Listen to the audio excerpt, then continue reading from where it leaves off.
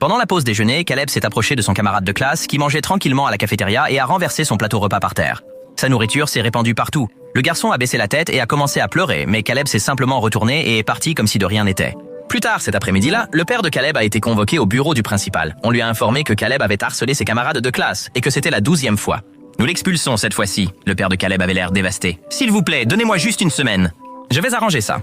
En rentrant à la maison, son père a demandé « Qu'est-ce qui se passe, mon grand? Pourquoi fais-tu du mal aux autres enfants ?» Caleb a regardé par la fenêtre et a répondu avec colère. Ils ont tous une famille heureuse, mais pas moi. Alors ils méritent ce qu'ils ont. Le père était bouleversé. Plus tard dans la soirée, le père s'est arrêté dans un petit magasin et a acheté un chiot en peluche. La semaine prochaine, alors que Caleb partait pour aller chez sa mère, le père lui tendit le jouet et lui dit « Mets ce chiot sur l'étagère du haut. Chaque fois que quelqu'un dans la famille te fait te sentir mal, descends-le d'une étagère. » Il hocha la tête sans comprendre pourquoi. Une semaine plus tard, quand son père est arrivé chez sa mère pour le récupérer, il a été surpris de voir le chiot allongé par terre et a demandé ce qui s'était passé. Caleb était triste et a répondu « Le copain de maman, il n'arrêtait pas de dire que je ne servais à rien. Il m'insultait tous les jours et maman, elle ne m'a même pas défendu une seule fois. Alors j'ai continué à descendre le chiot de plus en plus bas jusqu'à ce qu'il soit par terre. » Son père a lentement ramassé le jouet et l'a jeté de nouveau par terre. Quelle mauvaise poupée. Il mérite d'être piétiné par terre. Caleb était agacé.